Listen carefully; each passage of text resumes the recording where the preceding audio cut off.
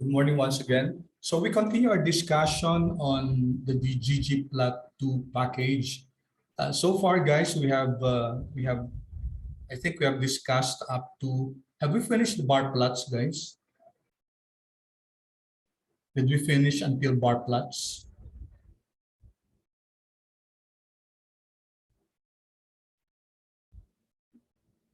Okay. So just a quick review, guys. What were the different plots that we have learned so far? The 5 main graphs that we have discussed. What was the first one?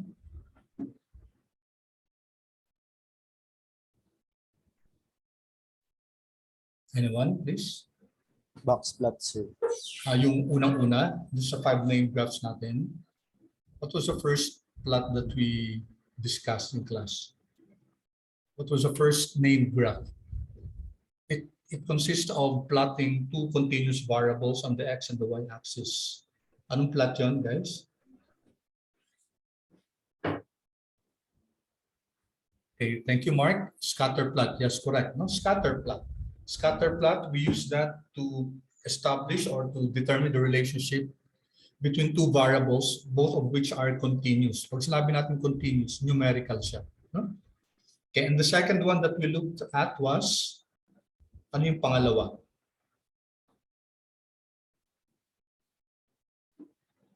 Review lang natin line graphs. Thank you. Review lang natin, guys, ang konti kasi itong mga basics na to, guys, later on, pag nag-thesis na kayo, kunyari, no? You'll be needing this, yung mga basics na to. And I highly recommend that you use R also for your thesis. For your paper later on. Okay, next, the third one was, so we mentioned already yung scatter plot, yung line graphs. Ano yung pangatlo? Okay, the third one was, yes, histogram. Okay, by the way, pare-pareho si scatter at saka si line graph, di ba? Parehong dalawang continuous. Well, not necessarily continuous yung line graph. Yung parehong continuous yung scatter, tapos si line graph, okay, kailangan yung isa, which is plotted on the x-axis, is a time element, no? Pwedeng weeks, pwedeng days, pwedeng basta may it's a plot of the order of the data. Okay? Unlike kasi pag scatter plot, kahit natin pagbalik-balik ta rin yung order ng data, it doesn't matter.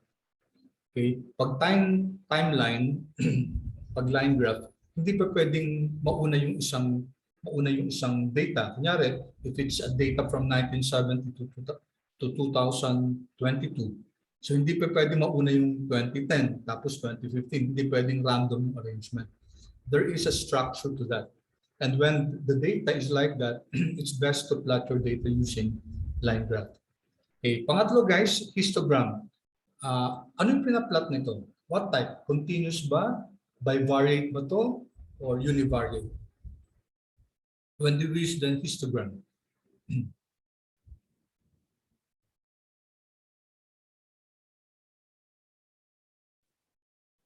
Guys, what type of data can we plot using the histogram? And pareho ba ito ng scatter plot na bivariate siya, parehong quantitative or numerical variable or continuous variable? Anyone, please? Kailan natin pinaplot yung histogram? Anong type ng data? Okay, thank you, Angel. Thank you, Vicky. You're correct, no? Univariate plot. We're just plotting one variable. And then that variable should be continuous. No? Okay. Yan ang difference ng histogram at saka ng scatter plot. Yung scatter plot, dalawa yung pinaplot natin. We're trying to establish the relationship between 2 variables. Ang histogram, isa lang. No? Anong difference ngayon ng histogram sa bar plot? And one, ito yung na-discuss natin, ito yung pang ano, di ba, yung box plot at saka yung bar plot. Ito yung fourth and fifth na plot natin. Ito yung 5 named graphs, no? Scatter plot, line plot, histogram, then box plot, and then bar plot. Ito yung basic plots. Okay, there are other plots that are similar to this or independent of these plots. But for this subject, we'll just focus on the basic ones because this is enough already for us to describe a particular data or the particular relationships between two variables. Okay? Glasses ko, hindi ko na nababasa ang pangalan. Where are my glasses?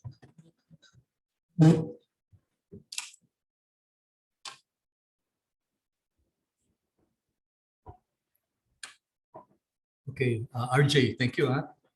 Histogram is numerical while bar is categorical. Correct, no?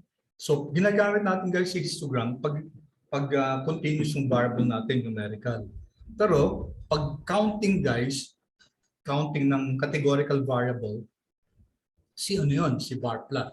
So, that's the difference between a histogram and a bar plot, no? Ang histogram guys, you can plot and see kung normally distributed yung data natin o hindi. Si bar plot, talagang counting lang yan. No?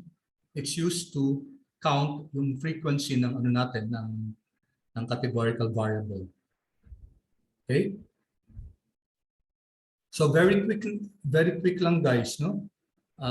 Yung box plot, very important din yan kasi ang bar plot nga pala, box plot nga pala, ano ba to? Univariate or bivariate?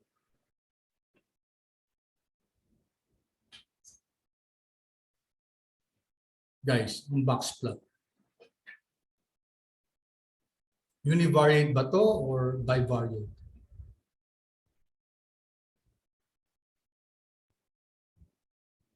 Okay, thank you RJ, you're correct. No? Ang box plot, related din siya sa histogram. Only that the representation is different. No? Sa histogram kasi, the representation is it groups our data into classes and then pinaplot natin yung frequency ng bawat class. So you'll find there a shape where makikita natin kung skewed to the right siya or skewed to the left. Okay. On the other hand, ang box plot naman, it will give us the 5-number summary ng isang variable. For example, ilan yung minimum niya ng variable na to, ilan yung maximum, ilan yung median. Okay? In fact, we can also include the mean, may idadagdag lang sa code. And then ilan yung IQR nito, interquartile range, etc. So that's the difference between a box plot and a histogram. So depende sa objective natin. Of course, you can use both to plot data. So here we're using the NYC flights package. Diba in-access natin itong flights data natin very quickly. And then also yung weather data set natin. Okay, I'll not anymore view it. Okay, so here guys, this is our basic data. We're using weather. I-map natin yung yung month on the x-axis and y on the y is temperature on the y-axis, and then box plot. And we said last time na may mag-warning sa atin dito kasi may mga possible na mga missing values, no? Okay. So we said ito guys, medyo hindi ito yung gusto natin, no? This is not what we want. Okay, kasi gusto natin ma-map yung mga yung mga bar plots ng temperature on a monthly basis. Bar plot ng box plot ng January up to December. So sabi natin, the way to go about that is make sure that your variable by which you are grouping your box plot is considered as or is read as a factor. Kasi kung hindi siya factor guys, tingnan natin structure ng weather. Structure ng weather, so we can use a glimpse. Weather. Okay, we can see here that the Sino si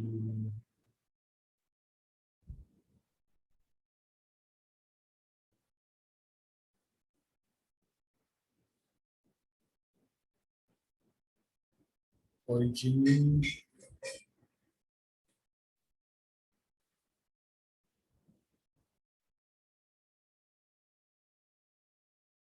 Yan guys. Hirap expand ko lang. Okay, here month guys. It's an integer. So integer siya, hindi natin siya pwedeng magamit as ano to classify our yung temperature natin by month. So what we need to do is we converted it first, no? So ginawa natin yung weather na data na object natin, specifically the month column, the month variable, we converted it as a factor. Okay, so if we run this and then get the glimpse, no? Nakikita natin dito na si month, converted na ito a factor. Okay, so now we can plot our temperature, okay, by using, we can now plot the box plots for the temperature and then by month. Okay, let's run this. There. Okay, so it's a very good way to present our our box plots. Okay. And then sabi natin characteristic na ng box plot, meron tayong this is your first quartile, this is your second quartile or your median, this is our third quartile, and then this distance is your IQR. Okay, the tip of your whisker is your quartile 3 plus 1.5 times IQR. The tip of the whisker below is quartile 1 minus 1.5 times IQR. So that's how we plot using the box plot geom. And the red dots here are outliers, or those that are outside the range of quartile 3 plus the 1.5 IQR. Okay. All right. So I think we discussed this last time. No? Okay. And then lastly, we have the bar plots. Sabi natin si bar plots, ginagamit to for categorical data. Okay. Unlike both histograms and box plots, which are used to visualize numerical variables. Okay. And then we distinguish between geom bar and geom column. Okay, we use geom bar, guys, sa ggplot natin na function if the variable is not yet pre-counted. Okay, and then we use the geom column if it's already pre-counted. Okay, so let me skip discussion of this. All right, and then last time we said that we should avoid pie charts because the human eye is not so effective in judging pie charts. No?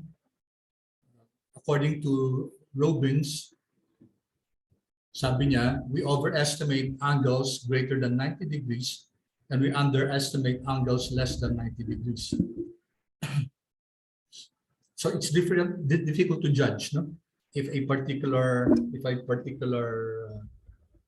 slice of a pie chart is greater than the other one. And you can surf the web, guys, you can search the internet, and you'll see there are several examples of how we can misjudge a pie chart because we're not so good in judging angles. Okay, so I think we're done with this. Okay, I hope you were able to look at this. Okay, we will now go to maps and heat maps. Okay, tama guys, ano natapos natin tong bar plot, right? Tama ba?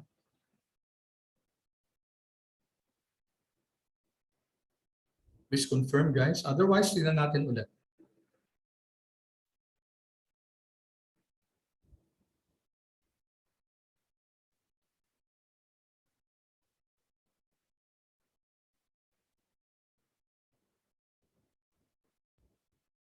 Okay, thank you, Angel. Okay, thank you, RJ. Okay, so guys, actually you don't learn ggplot2 just by looking at this once and then when you close the file, tapos you cannot say na alam mo na lahat, no? Alam mo na kagad yung diniscuss natin. It takes time, it takes practice, it also takes review. It takes practice. You have to look at the code again and then study it and then run it, keep on running it until such time na medyo naiintindihan na. Okay? Now lastly guys, I inserted this concept of maps and heat maps. No? Kasi si R is a very good, as we know, it's a very good tool for data visualization. Okay, why don't you first load this if you haven't loaded it? So, ibig sabihin guys, kailangan ma-install nyo muna yung packages na yan kung hindi nyo pa na-install.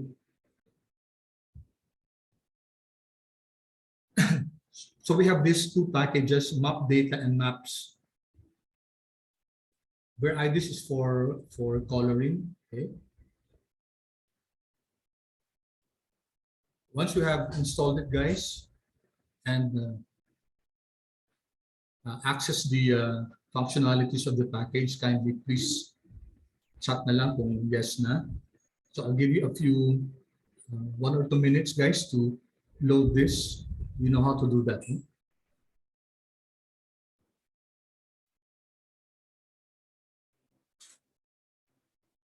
Please remind me to record again, pause the recording.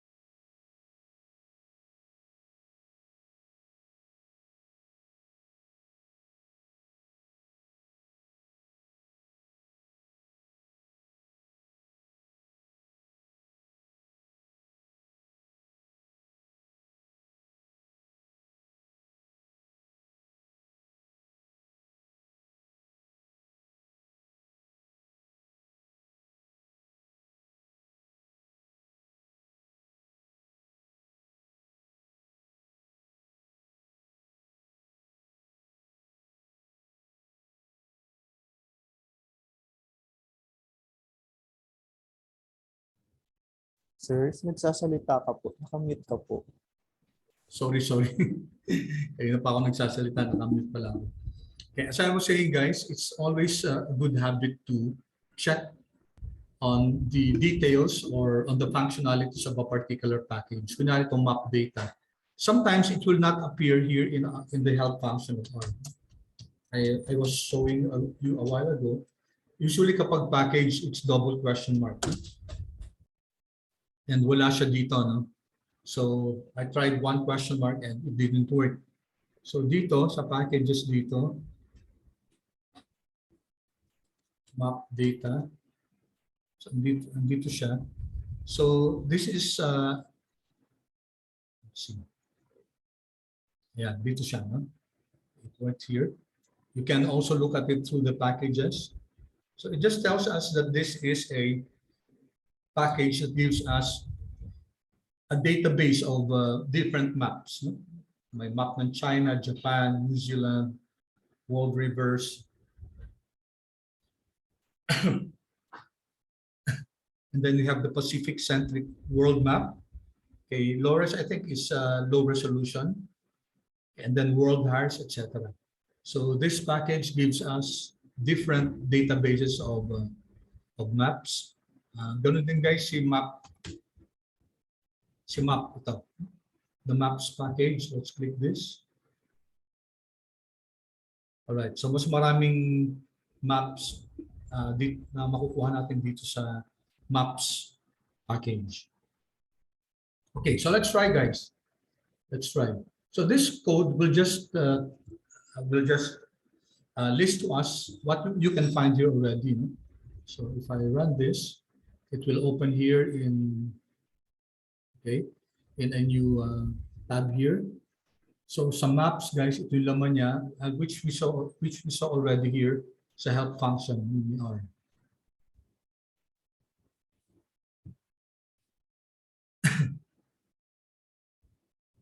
Okay, our data sets.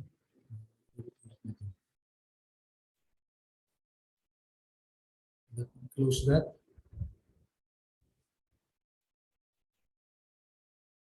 Oops.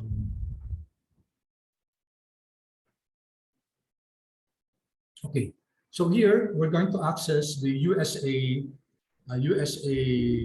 data from the map data from the maps package. Okay. All right, we're creating an object here called USA, and then we're plotting using ggplot2.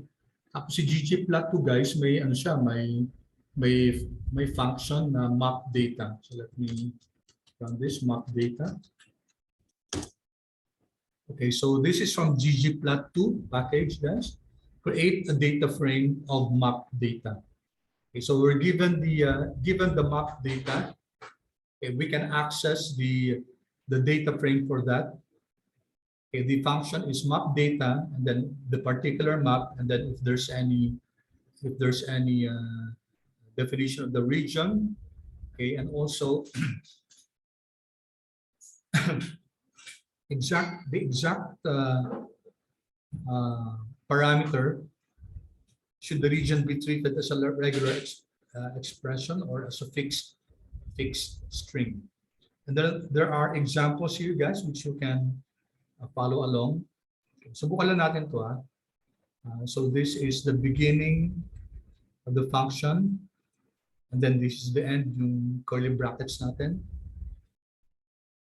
So state naman ito yung tinitingnan, and then arrests. And then i-merge yung state at arrest. Okay, and then plot by ggplot. Let's just quickly take a look at this. We can run this here sa console natin. And then plot, control enter. Okay, so you can see here, guys, yung plot ng code chunk na yan. So this is the states of US. And then naka-plot dito yung number of murders or assaults. Okay, yung dark one is, yung mga dark, mas konti sila compared to the light one. So dito, anong state ba ito? Hindi ko kabisado. So itong state na to yan, yung pinakamaraming assault or murders. Dito sa California side, Washington, Florida, this is Texas, etc. Okay, so you can map, guys. You can use ggplot to map. Naghanap nga ako ng Philippine data, yung sana gagawin ko example. Kaso wala akong makitang complete data ng latitude and longitude. Siguro if you can find one, can inform me sa internet. Matagal ko na hinahanap to kasi mas gusto ko sana gamitin yung local example. Kaso nga lang, kung if you want that complete information kasi magsa-subscribe ka pa sa mga groups who does this sa Philippine data. Hindi tayo masyadong data friendly sa mga aspects na ganito.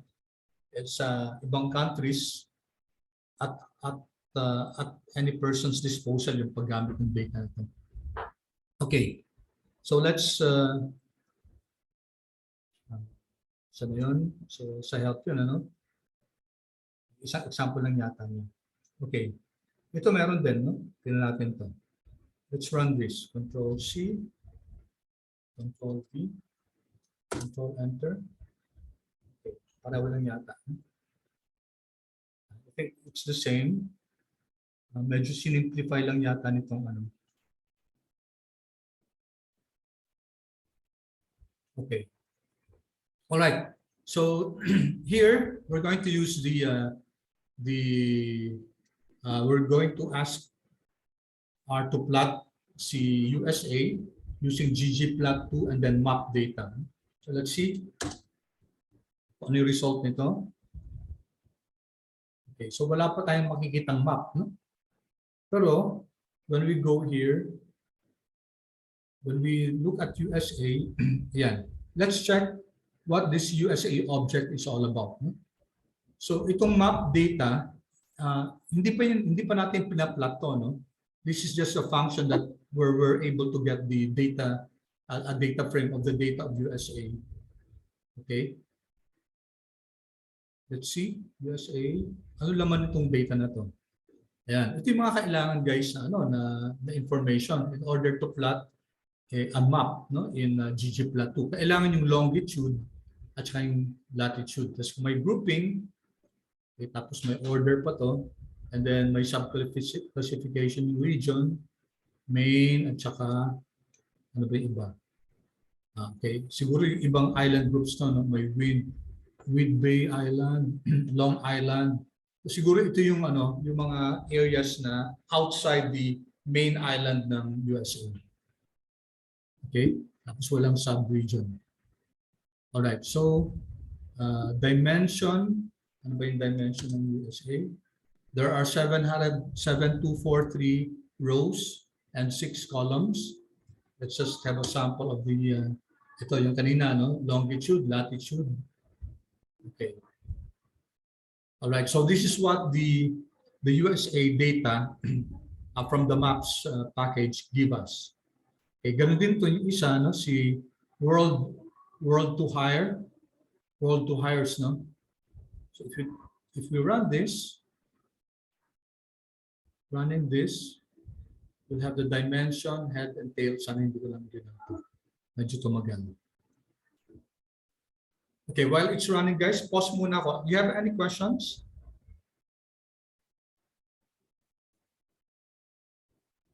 Okay. Sub-region. I'm not sure kung anong ano to. View nga natin. Leyte. Hindi naman siguro sa Philippines siya. View. Pero world to hire siya. View. So that's W2 HR. Yung object na yun, tignan natin. Okay, longitude, latitude din. Ano ba yung mga regions dito?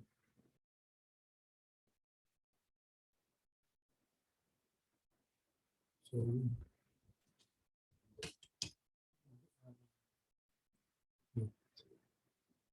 okay, thank you. Thank you for answering my question. Alright, yung tail sa dulo, Leyte. Okay, we have to still research kung, Philippines nga, guys, tama. Philippines nga. Okay, so different countries here, world to hires. We can get the descriptive statistics of this and see ano yung mga laman ng region na to. Let me see if this will names. Di yata nag-work yung names sa ano. Names and then world to hire. And then names, world to hire, our region. Okay, sometimes this names does not work, no? Pag sinasubset na natin. Anyway,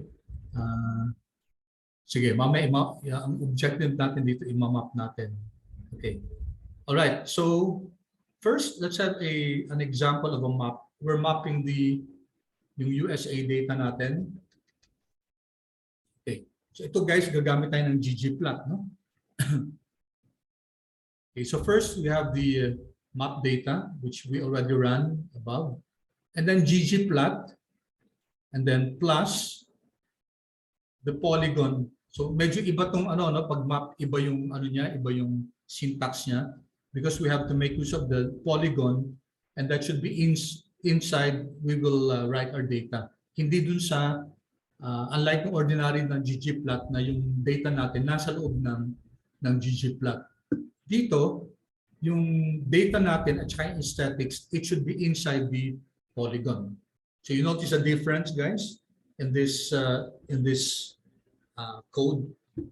Yung mga ibang codes natin, yung data natin at saka yung aesthetics natin or mapping natin, dito natin pinapasok sa ggplot. In this case, pag maps, dito natin linalagay yung data inside the geom polygon. And then ang x natin is the longitude, the y is the latitude, and then the group is equal to group. So ito, no?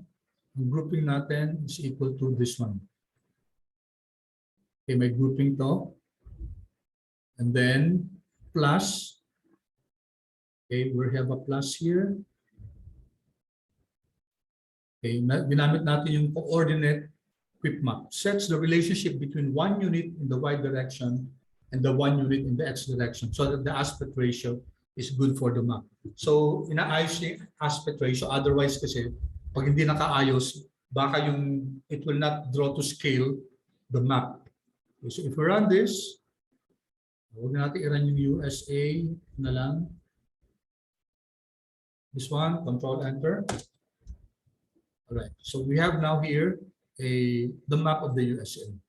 Namamap to kasi guys, sa map, di ba, ang kailangan yung longitude at saka latitude. So these are actually many points here.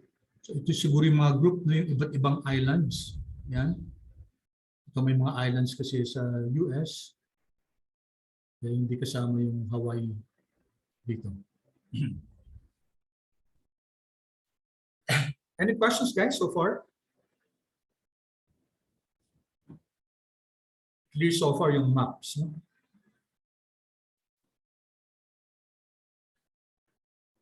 Okay, good. Thank you. All right.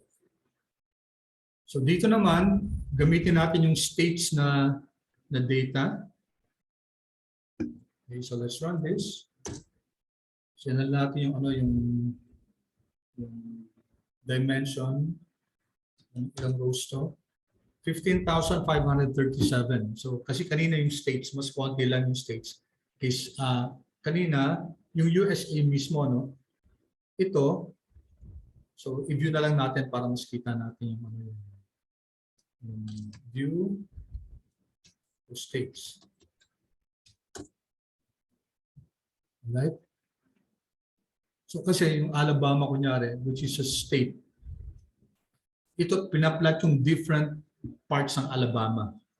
You plot here the different parts of Alabama, etc. Pati yung sa okay, thank you. Pati yung sa iba't ibang states, no? So you have 15,537 observations. Ganun ka guys, ganun ka kadami ng map ng latitude at saka longitude. So let's plot this once again. Ganun din kanina. Polygon natin, aesthetics is equal to longitude, latitude, and then finil natin by region, and group is equal to group. So take a look at this, no? Dito, in-split niya yung data at saka yung aesthetics. That can be done also. Kanina kasi linagay lang natin sa geom polygon yung data natin. So we will not go into the nuances of this, no? Yung mga rules ng ng paglagay ng Suffice it to say guys na may reason kung bakit minsan linalagay natin sa basically most often than not dapat dinidefine natin yung data natin dito sa ggplot. But in some instances pwede natin ilagay siya dun sa kung ano yung polygon natin. Just like a while ago guys, hindi natin linagay yung dito sa USA map natin, tingnan nyo, no? We did not put the data here inside ggplot. Rather, we placed the data and the mapping inside the polygon itself. Okay, it will be good guys to experiment if mapaplot pa rin ba kung yung aesthetics natin linagay natin dito sa ggplot mismo, tapos yung fill at saka yung group dito sa polygon. I will leave that to you guys to experiment on that. When I was first learning this guys, ang dami kong experiment na ginagawa. Tinitingnan ko kung anong nangyari dun sa code, kung iibahin ko yung positioning.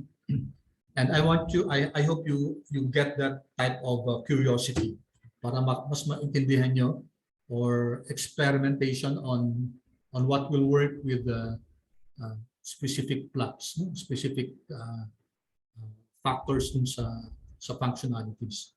Of course, kailangan yan kung if you're really going to do some serious mapping, serious maps na plots sa ggplot. Okay, let's run this. Okay, what do we find here? Ayan, okay. So you can see here that yung field natin, di ba, alam natin yung field. Diba? Yung field natin by region. But ano ba yung region? Okay, yung region guys, by state. No? Yung region is by state. So, nung finil niya, okay, you can see here that the states were distinctly colored so that makikita yung pagkakaiba-iba ng mga states. Okay, Texas, this is California ata to. Ano ba to? Hindi ko kabisado. This is Washington State. This is Florida, I think. Okay. Rhode Island, dito siya. Okay, so, all right. Questions, guys, so far? Questions dito sa pagmamap natin?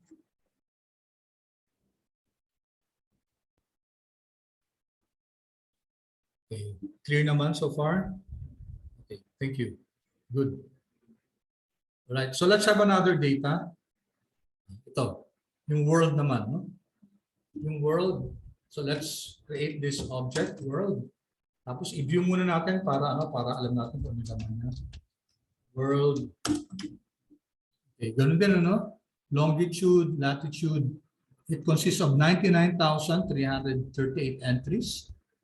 And then ang region niya by countries to, Aruba, Afghanistan. So itong world map, no? You can plot the world map here. Okay, so let's see. So here ggplot plus geom, ito ang ginamit, di ba? Ang ginamit dito geomap, dito ang ginamit geom polygon. So makikita natin there are several variations. Geom map, okay, data is equal to world, map is equal to world, aesthetics natin, yung x natin longitude, latitude, and then map ID is equal to region. So iba naman yung syntax ng geomap.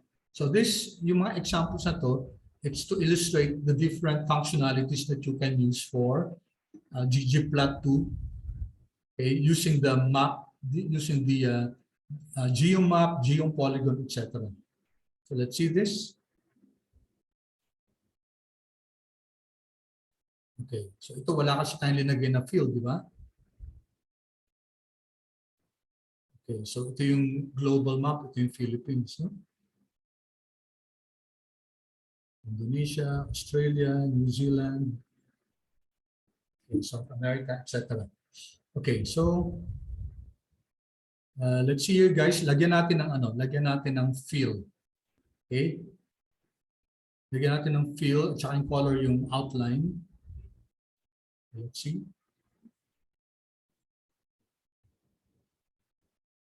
Okay. So here, kita nyo yung fill guys, no? Light gray yung linagay natin. Tapos yung color niya is black. So kita natin yung I'm not sure if Russia, China, Mongolia. Hindi ko lang alam kung USSR pa to kasi parang malaki pa eh. Sabi si Ukraine at saka si okay, anyway, it's too small but let's see if we can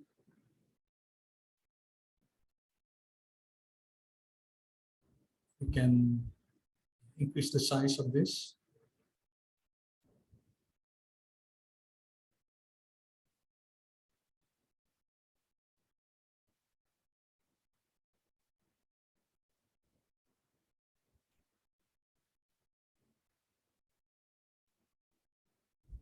Yeah, okay.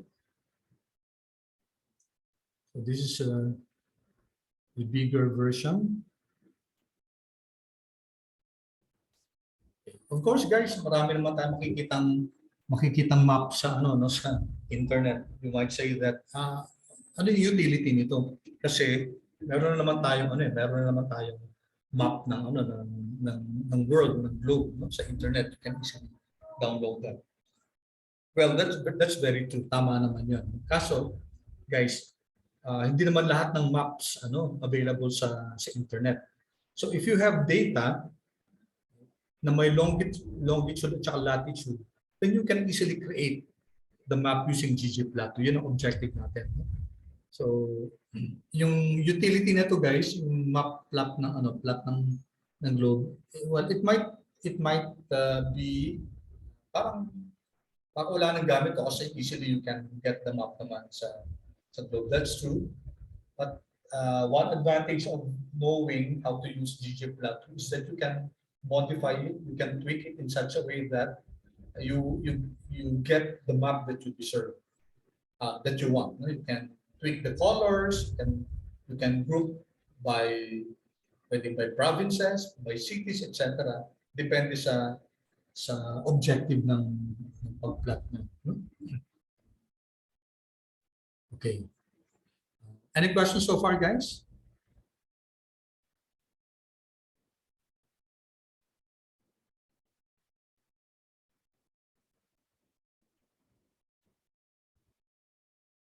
Okay, sige. Thank you. Alright, so let's continue. Hindi ko lang alam kung naglagay pa ako dito ng ibang.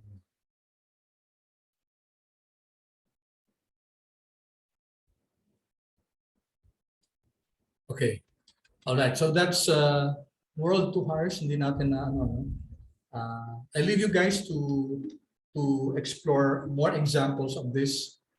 Okay. Special assignment, I'll give some bonus points to those who are able to map the Philippines, no, using ggplot2. Kasi hindi ko pa makuha yung siguro kulang pa rin yung pag-research ko, kulang pa rin paghanap ko sa internet. Yung longitude and latitude details, I'm sure meron yan, no? Hindi ko pangalan siya mahanap.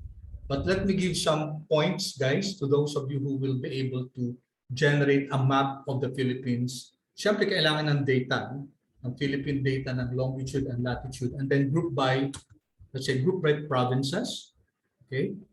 Group by provinces, and then you submit it to me, and then I'll give you a generous points, guys, as an exercise.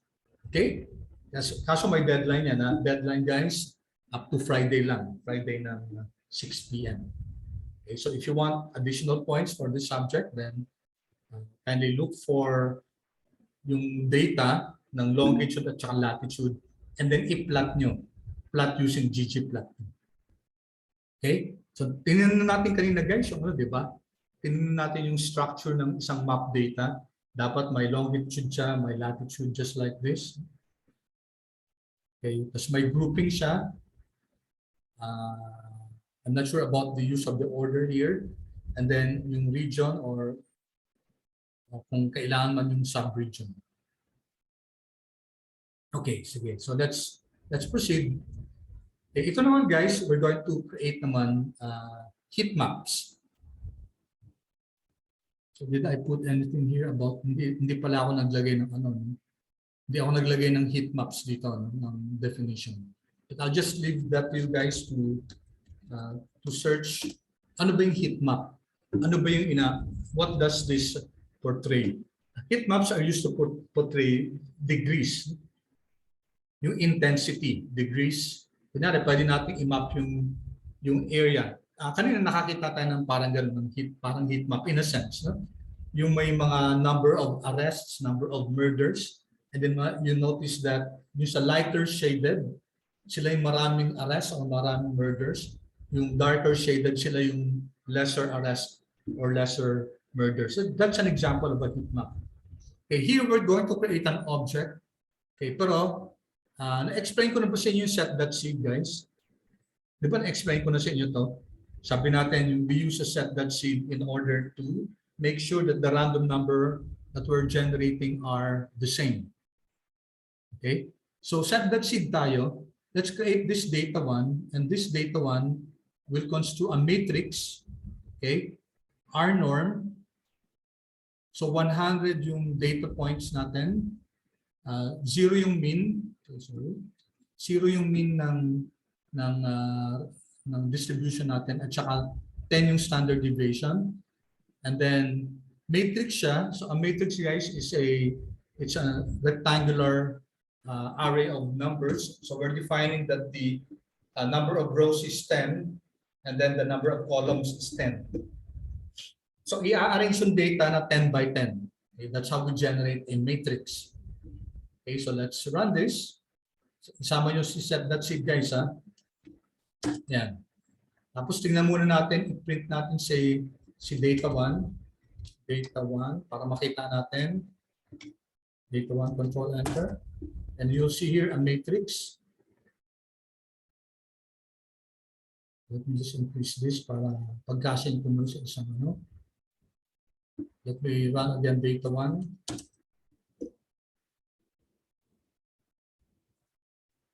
Hindi kasya, no? Okay, let me see kung kaya itong ano. Let's see. Mag-round off lang ako. Round. Let me see if this will work. Round into, para mas konti lang. Round into 3. Okay, let me see if this will work.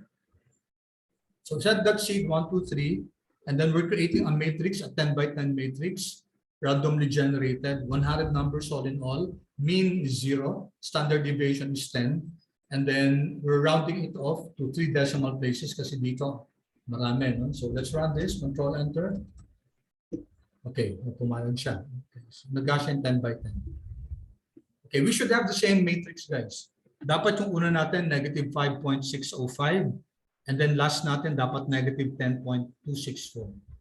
Okay, kindly, guys, kindly chat, please, kung if you got this. Yes, kung pareho tayo ng data. We should have, guys, kasi pare-pareho tayo ng nag-set.seed tayo.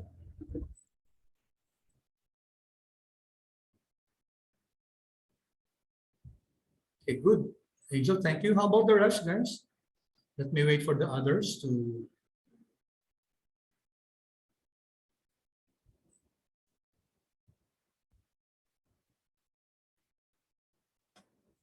Right, good. Thank you. Thank you. Okay, now, so we have this object, data1. It's a numerical object. Yan you guys, no? So hindi lang siya vector. Kasi dito nakalagay dito sa global environment natin. Data1, guys, 100 is numeric. 1 by 10, tapos 1 by 10. So 10 rows and 10 columns. Kaya nga may bracket dito. So it's an array of numbers. All right. So we can also give a name. Kasi tingnan yung name ng ano natin. Yung name ng matrix natin na data1, it's just the subset, no? It's just the generic name of the row and the column. So for example, ano ibig sabihin nito? What does this mean? So this column here consists of lahat ng rows tapos column 1. So that represents this one. Ito naman, guys, ito bracket comma 10. This means that this specific column here consists of all your rows and then column 10. When we go here now, it's brackets and then 1 comma blank. So this means that this line here is your row 1 and then it consists of all your columns. Okay, so we know this, no? Now we can use the paste function. Okay, click natin, ha. Ano yung paste 0? Paste 0. Yan, paste or paste 0. So let's click paste. Oops. Paste 0, naklik ko yata.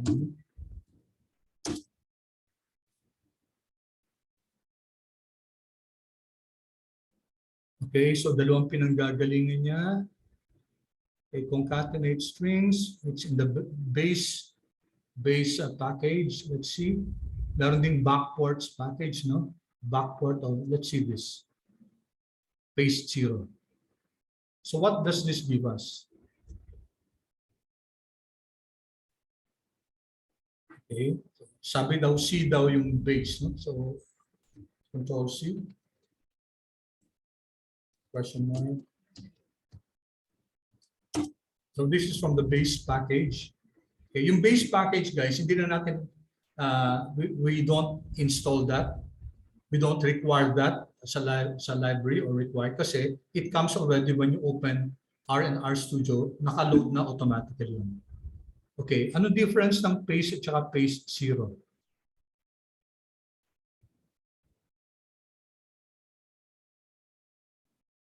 Okay, so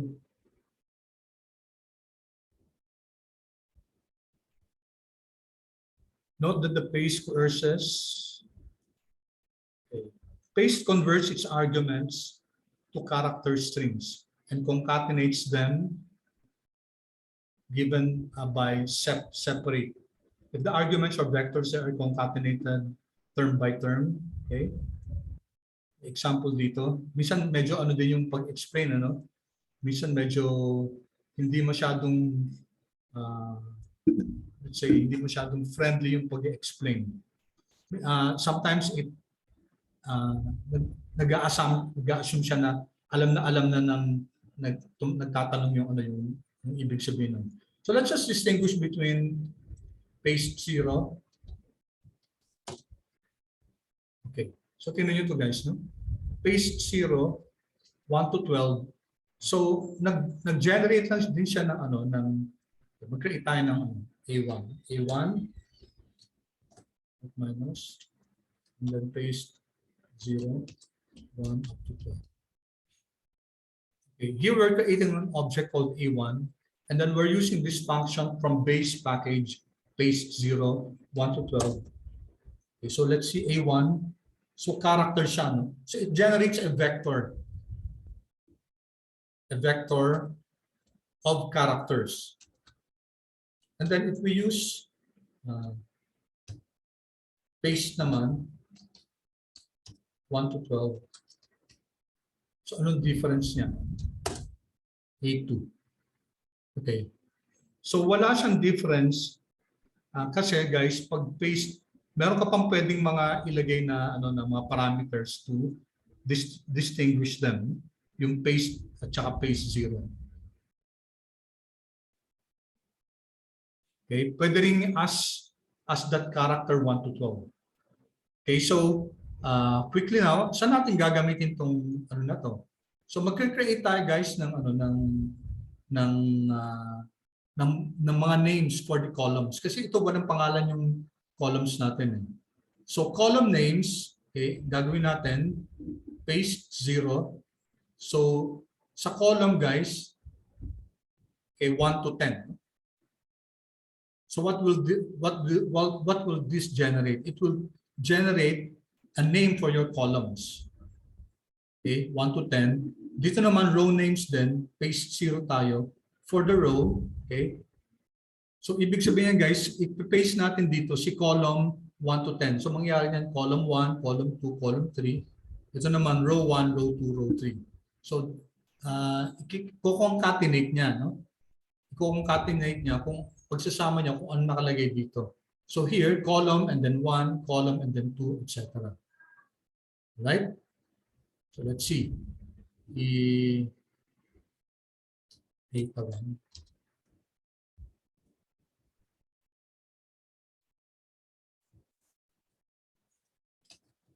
Okay, so mag-generate tayo ng column names for your data. Control Enter. Okay, di ba guys? Kinoncatenate natin yung text natin dun sa paste. No? Ibig sabihin ng paste kasi pagsasama. No? Column and then 1 to 10 and then row and then 1 to 10. Okay, so I think na enough said na dun. Okay, any questions guys dito sa pagpangalan natin ng ano ng matrix natin? Okay, take note that this is class data1. So it's a matrix. No? Structure data1.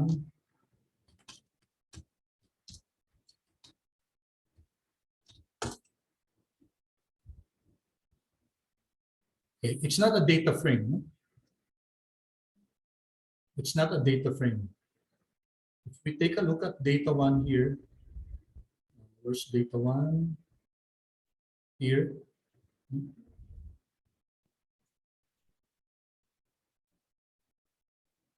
Okay, ito siya yung matrix natin. No? You have the row names and then the column names. Okay, so now we will apply the heat map kasi iba-iba yung numbers here, ano, from it's randomly generated 100 observations hanggang 10 yung standard deviation niya with the mean equal to 0. Okay, so we can generate a heat map. Okay. All right. So what does this give us?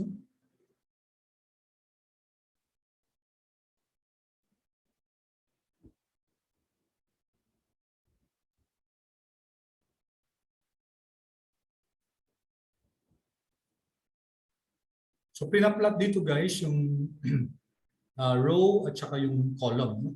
Notice guys, may order yung ano niya, column 3 at saka row 6. Okay, and then may may shading, no? Now it will be good to explore. Ano ibig sabihin ng mga red na shading na to? So what's this? Row 1 and column 2. Okay, what does this mean? Tapos itong mga light shaded na to, no? Anong difference siya dun sa mga heavy na shading ng tapos meron tayo ditong dendrogram.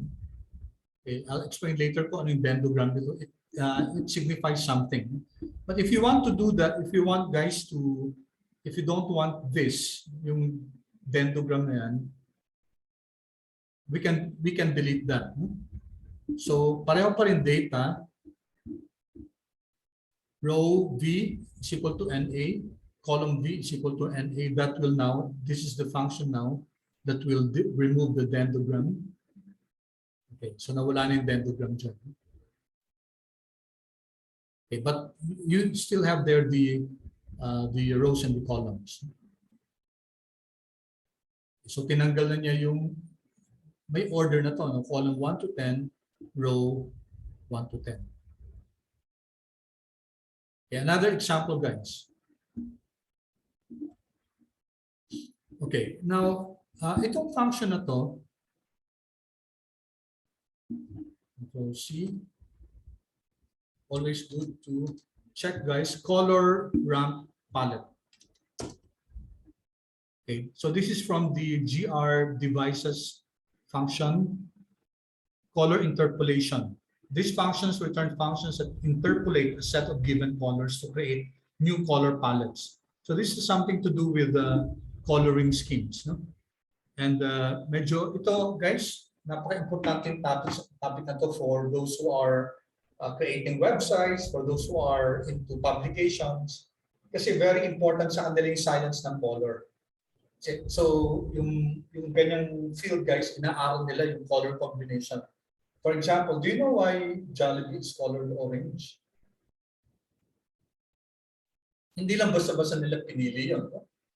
I don't know sa election ngayon kung may science kung pinag-aralan yung mga candidates, yung pink, yung pula, yung green. I'm not sure if they did some scientific study on the effect of these colors. But colors do have an effect on individuals. Kaya nga, there's a reason why Jollibee chose color orange. And ano yan, guys, pinag-aralan nila yan. Kasi yung mga sa ibang field ng marketing, they look at the effect of colors on customer behavior.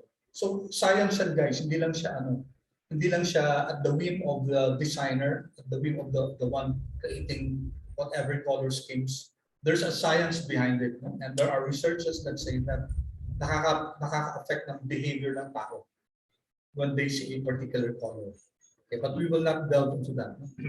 So this is just to tell you that if you are into the study of the science of color, okay, so there's a healthy field out there on this topic. Okay, here we're creating an object called my colors, and then yung palette natin is cyan and deep pink 3. So iba't ibang colors to. Let's see this. So yung my colors natin na object, let's look here. My color na saan siya? Okay, function siya, no? Click this. Okay, so ito yung function, guys, no? Okay, of course, hindi na natin titingnan yan, ano? Pero it created that function. Okay, so may sequencing pa siya. Okay, RGB is red, green, and blue. These are the primary colors. Tapos meron siyang linalagay na maximum color value, 255. Kasi guys, sa RGB, merong 255 different shades. No? So, in a nutshell, guys, this will just create a parang palette. You know what a palette means? Imagine a painter. No? So, meron siyang ginagamit na different watercolors. So, at his disposal are different shades of whatever color. Okay, so let's run this. Okay, so ito guys, mag-heat map tayo. Data 1. Ang color na gagamitin yung my colors. Okay. So 100 I think refers to the shade siya. Hindi, 100 kasi yung ano natin yung data 1 natin, 100 yung ano niya, 100 observations. So I think it will generate 100 different shades, no? So let's run this. Okay, yan guys.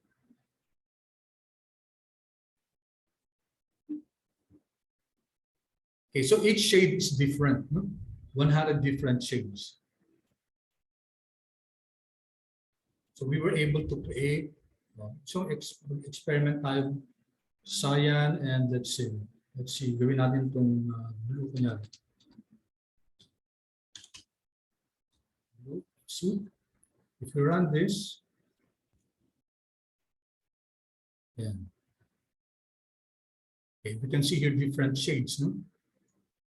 100 different shades distinguish the different points in our heat map. Green.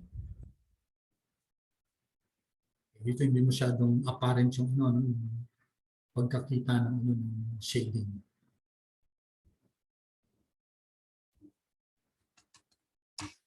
Red.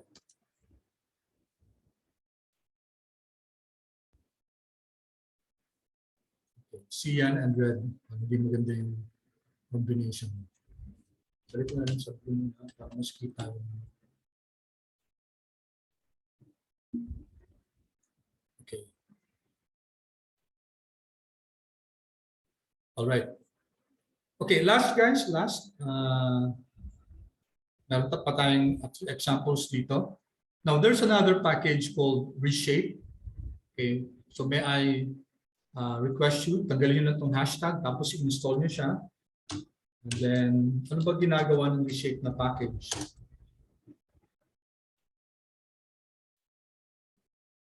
So while I'm loading this, down.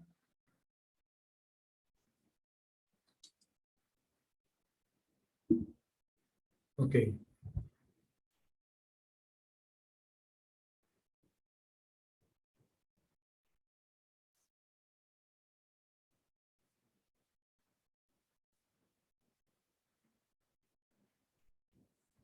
Okay, you can see here, na-load yun na guys.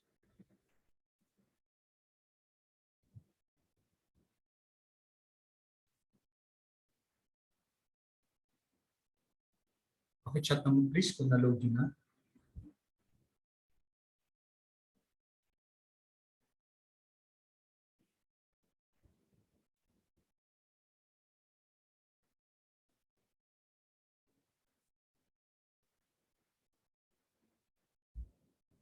Thank you. All right. So itong package na to guys was created by Hadley Wickham. Si Hadley Wickham lang naman yung nag-create ng ggplot2. No?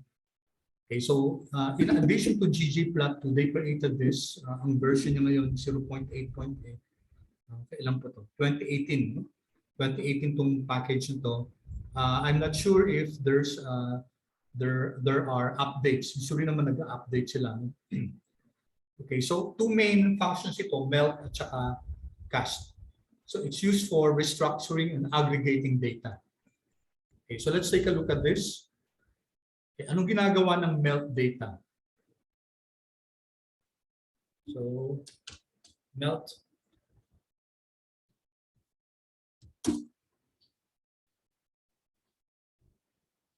Then reshape. Okay, melt an object into a form suitable for easy casting. So, wala example dito, no? Okay. So let's see, guys. Let's do this. Let's melt data 1 and let's see what happens. So anong gamit ng melt na function from reshape? Oops. Wait. Hindi ko pa na load. Okay.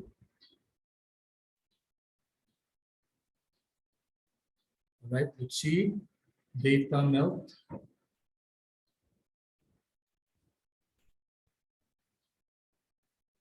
Okay. Ano nangyari, guys?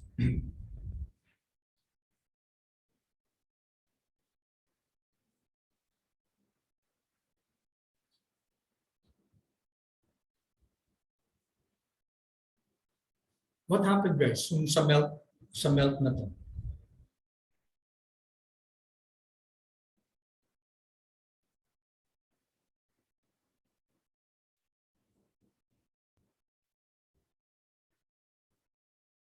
So we use the melt function, guys. Sabi natin, ginagamit yan for aggregation. No? Diba? So you have data 1. Okay, just to make sure na naintindihan natin ito. No? So ito yung data 1 natin. Diba? This is our data 1. It consists of a matrix of 10 by 10. Nung minelt nung minelt natin yung data, okay, using the reshape package, what happened?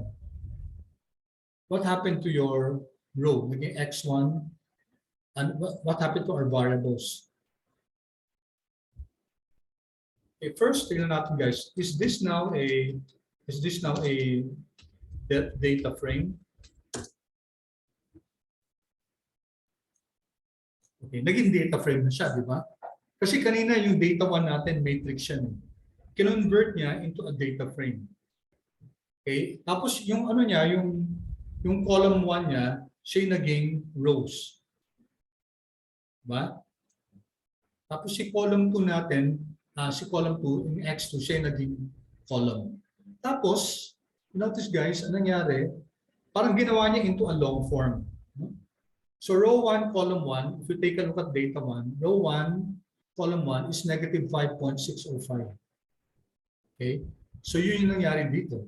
Negative 5.605. In other words, parang pinair niya, no? Pinair niya row 1, column 1, row 1, column 2, row 1, column 10. And it consists of this. No? So ginawa niya siyang data frame. Here. So naka-data frame na siya. Okay, clear ba yun, guys? Pause muna ako.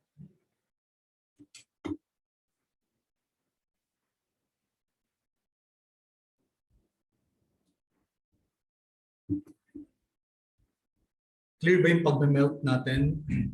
So the melt function will convert your matrix or your array into a data frame.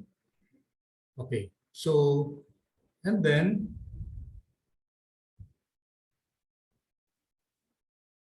so let's plug this now. Let's create this object called GGP, and it's a plot of our data melt where our x is x1 and our y is x2.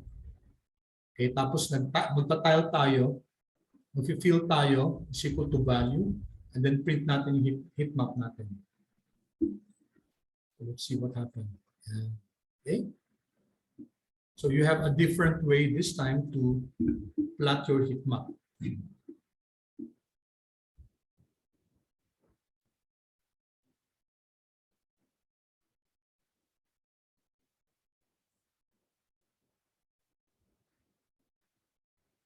Yung mga dark guys, sila yung mga mas maraming negative. No? So for example, if you take a look at row 2, column 8.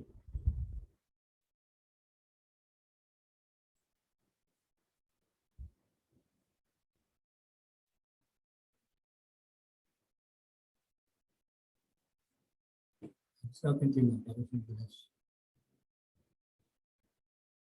Okay, yun guys, sa row 2, column 8, ano yung value niya?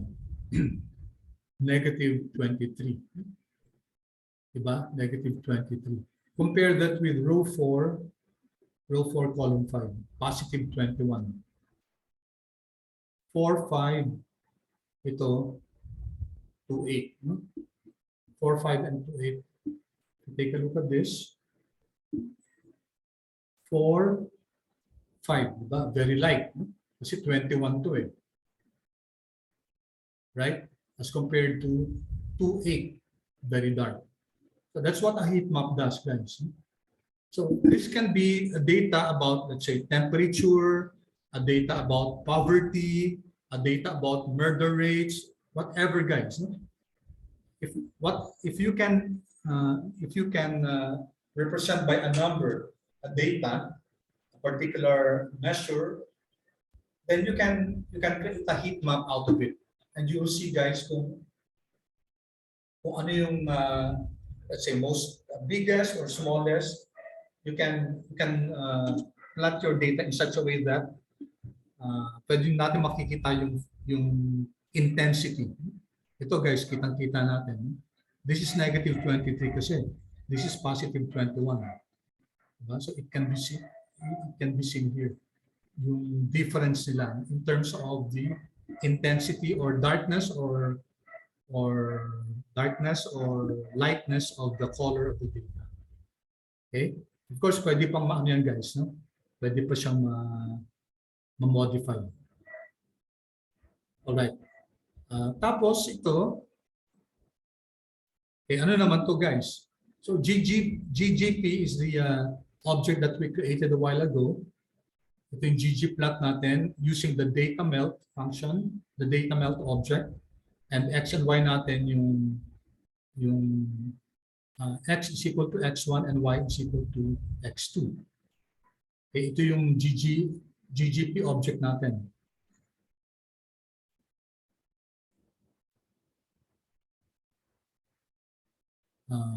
Itong buong to, no? This whole one. And then, what happened here? Dadagdagan pa natin ng scale fill gradient yun. Low is equal to green, high is equal to black. Let's see how this will go. Okay? So ito binago natin yung kulay. No? Ang default kasi dito yung light blue, no? Blue at saka yung shade ng blue. Dito define natin na yung low dapat green, okay, and the black should be high.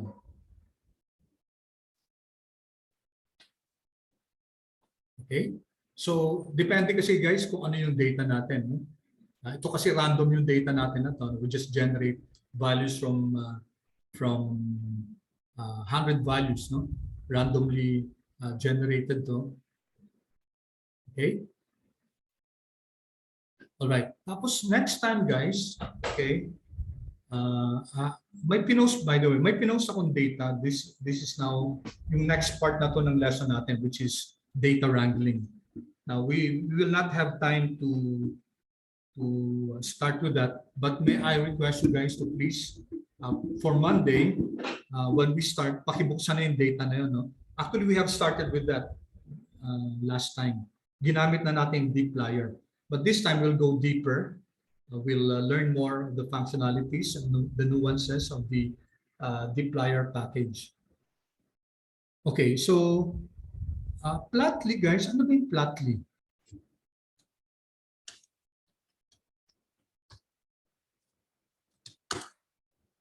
Kung wala siya, dito natin hanapin sa packages. Plot. Okay.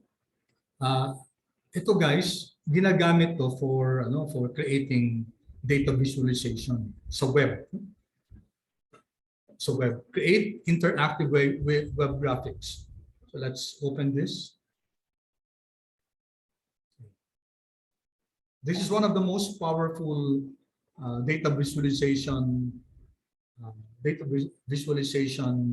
tool in R.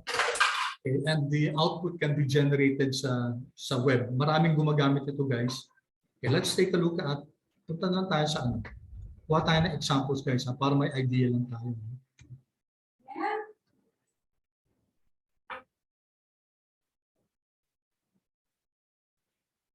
Okay, let's see.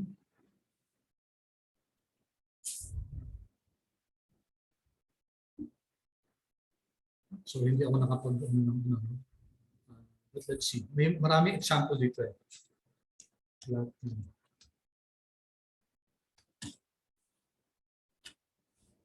Flatly sample. Sample dashboard din natin. Of Python 2. Yan. Ito guys, a curated list of awesome Flatly resources.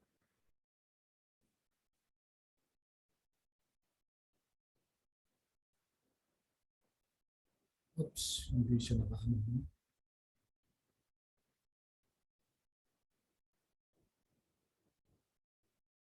Let's see this. App examples.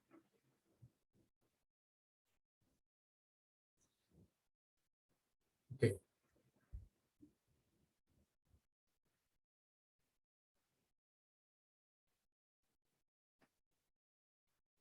Load pa rin.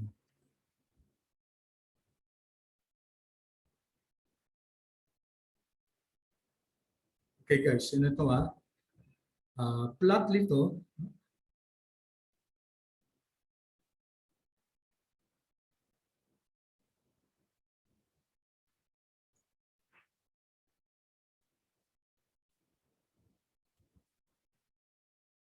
Okay. So this is a product, guys, of R and R Studio.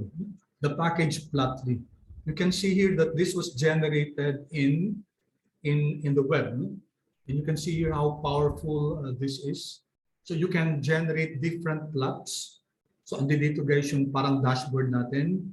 So you can click, for example. Let's see.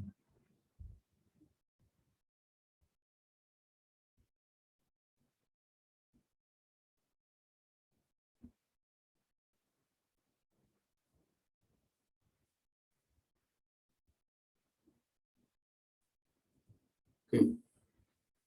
So dito guys, di ba? Ito naghahanap ako. And then what's good about this is you can pwede niyo siyang pwede nating i-ano siya. You can focus on a particular area of the plot. For example, that one. You can focus on a particular area of the plot. So this is what a Flatly output can generate sa web, guys. So you can see here, guys, napaka-powerful na to. So if you're really into data visualization, hindi lang yung data visualization ng ng bar plots, box plots. A Flatly is really the way to go. However, guys, isang caveat lang the learning curve is quite steep. But yung ano naman yan, guys, yung fruit naman yan, grabe. Kasi medyo yung syntax niya, medyo kakaiba lang din. Pero anything can be learned naman. Kung kaya nilang, if these people were able to do this, hindi naman sila pinanganak na marunong kagad ng Flatly. So inaral na nila. Lahat naman, guys, napapag-aralan. Everything can be studied. Okay, so I just wanted to show that to you, yung example ng mga Flatly. So dito, i-install lang natin i-require lang natin si Flatly. If you haven't, guys, you know what to do. Kung hindi nyo pa na-install si Flatly, you will have to install the package first. Okay, and then let's see. Using the Flatly function, z is equal to data1, type is equal to heatmap. Let's see what happens here.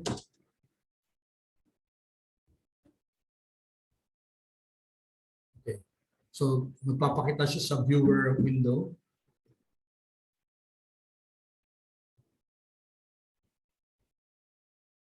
Sana mag-run. Minsan nagkakaproblema yung ano ko. Nag-run sa inyo, guys?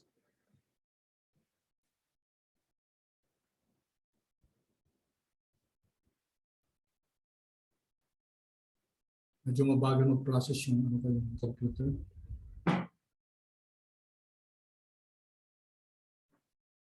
Feedback please, guys, kung nag-run sa inyo yung sample na plotly natin.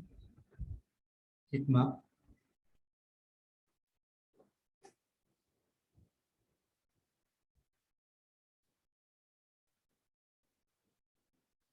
It will take a while lang. No? Okay. Yan, kay Jonas nag-run. Sa akin medyo mabagal. Ano?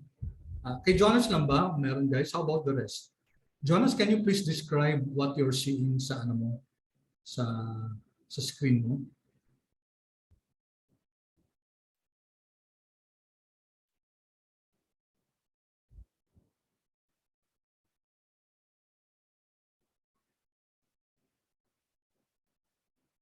Or gawin kitang ano? Gawin kitang co-host, Jonas. Could you kindly share your screen? If it's okay with you. Sorry, wait lang po. Nag-freeze pa yung Nag-freeze. RStudio ko. Sinong meron na, Sorry guys? po. Sige, it's okay. Sino meron na? Okay. Who has already an output?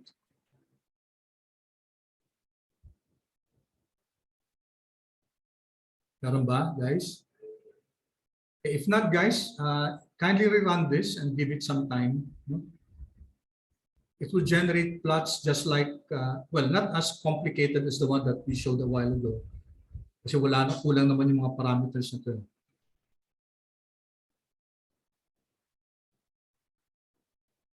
Sige, sinong gustong quick, kasi time na, no? Anyone gusto mag-share ng screen nila? Sino ba nag-ano? Sid, okay lang ba? Sure po, sir. Sige, I'll make you co-host ha. Sige. Okay, ang tagal kasi sa akin. Stop share ako. So let's request Sid to share yung Sir, naka-disabled po yung screen sharing. wait ha. Naka-disable ba?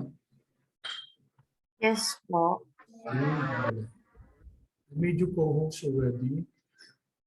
Okay, do you want to make, okay, yes. Stop share ako. Yan, Sid, can you share your screen? Yeah, thank you, Sid.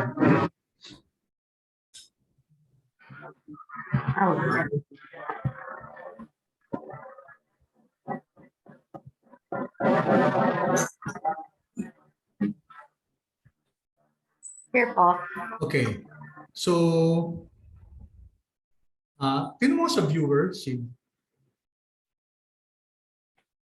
Sa viewer dito sa files. Dito, yan. Kita mo yung viewer. No, Yes po. sa fourth, yan. Sa baba. Yan, wala dyan. Sige. Wala po ako.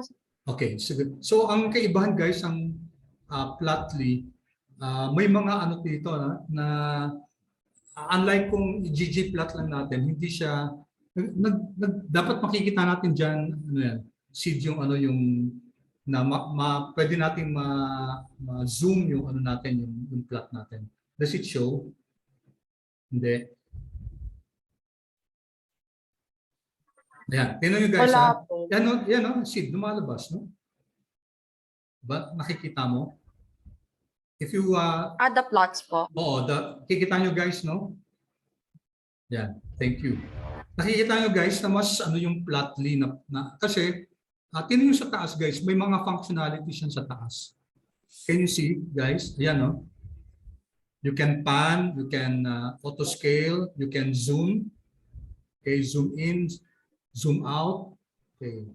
Diba? Yan ang difference sa kaninang ginagawa natin na ggplot, guys, walang functionality sa ganun. That's why the plotly, guys, is really the way to go. This is very effective, guys, lalo na sa web, no?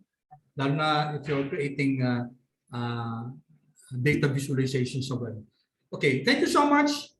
Thank you, Sid, no? Salamat, no? Okay, so back na ako sa share ng screen, ha? Thank you. All right, so let's, it's already time, guys. Sobrang na ng konti, guys. Salamat, guys. Now, next meeting, guys, pupunta na muna tayo sa bago tayo pupunta sa Plotly ulit, babalikan natin ng konti yan later on. We will first go to dplyr, no? Kukunin natin yung filter, select, yung mga functions ng dplyr, which are very, very important. Okay, so with that, guys, I stop recording na muna.